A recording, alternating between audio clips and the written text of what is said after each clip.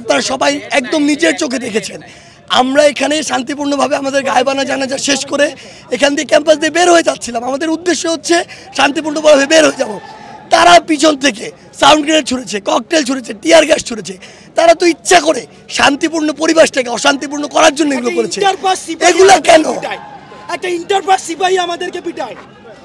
আচ্ছা, আরেকটি বিষয়, আপনারা 1 ঘন্টা সময় দিয়েছিলেন ক্যাম্পাস থেকে প্রশাসন পুলিশ এবং বিজিবি যে মোতায়েন করা হয়েছিল সেগুলো যেন তুলে নেওয়া হয়, তারা এখনো যায়নি। এই বিষয়ে আপনার মন্তব্য কি? এই বিষয়ে প্রশ্নটা আপনার করা উচিত আমার ওই ভিসি স্যারকে, যে ভিসি স্যার তার বিবেকবোধের জায়গাটুকু হারিয়ে ফেলেছে, যে ভিসি স্যারের শরীরের ভিতরে এখন আর মেরুদণ্ড নেই, যে ভিসি স্যারের বাড়ির সামনে এসে তার সন্তানদের সামনে এভাবে তাদেরকে আঘাত করা হয়, কিন্তু তিনি হয়তো ওই ডুপ্লেক্স বাড়িতে বসে আছেন। কেন এগুলো করা হচ্ছে? তার ইশারা ছাড়া এই স্বায়ত্তশাসিত বিশ্ববিদ্যালয়ে কোনোদিন এই এপিবিএন, পুলিশ, র্যাব, সোয়াট এগুলো আসতে পারে কখনো? তাহলে তারা এসে শান্তিপূর্ণ একটি জানাজাতে কিভাবে আমাদের উপর আক্রমণ করে, তাও শয়তানের মতো, চোরের মতো, কাপুরুষের মতো পিছন থেকে আক্রমণ করেছে, আপনাদেরকে আক্রমণ করেছে। তারা বলুক আমরা তাদেরকে একটা ঢিল ছুঁড়েছি, কিচ্ছু করিনি, আমরা শুধু চলে যাচ্ছিলাম, কিন্তু তারা এই কাজগুলো করেছে। তার মানে তারা চায় না শান্তিপূর্ণভাবে কিছু হোক, তারা ইচ্ছা করে এগুলো করেছে। ক্যাম্পাস ছাড়ার যে সময়সীমা দেওয়া হয়েছে, আপনার কি ক্যাম্পাস ছেড়ে যাবেন? কোনো ক্যাম্পাস ছাড়বো না, আসুক, হলে দরকার হলে আরেকবার শ্মশান হয়ে যাবে, ক্যাম্পাস ছাড়বো না। তারা হল ছাড়তে বলছে কেন? আন্দোলন নষ্ট করার জন্য।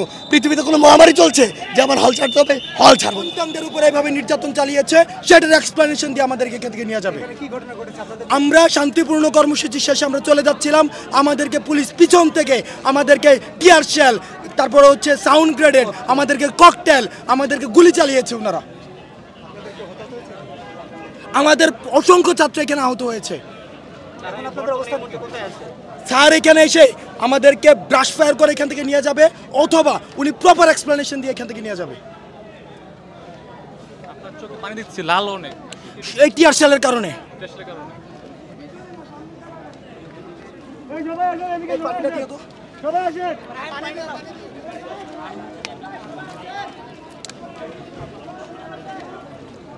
বসেন বসেন বসেন বসেন বসেন না, আশা করছি না আমরা উঠবো না। এই রাস্তা দিয়ে পালা গেছে সবাই। তখন কোথায় ছিল? পলাশির ওখানে ওরা দাঁড়াই ছিল। আমি রাস্তা দিয়ে দৌড়াই ব্রিটিশ কাউন্সিলের সামনে আমরা পিটাইছে।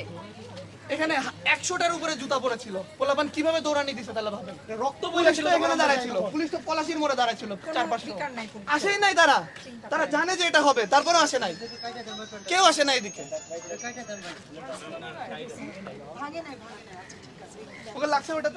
দেখছেন কোটা আন্দোলন শিক্ষার্থীরা, তিনারা কিন্তু এখানে বসে রয়েছেন।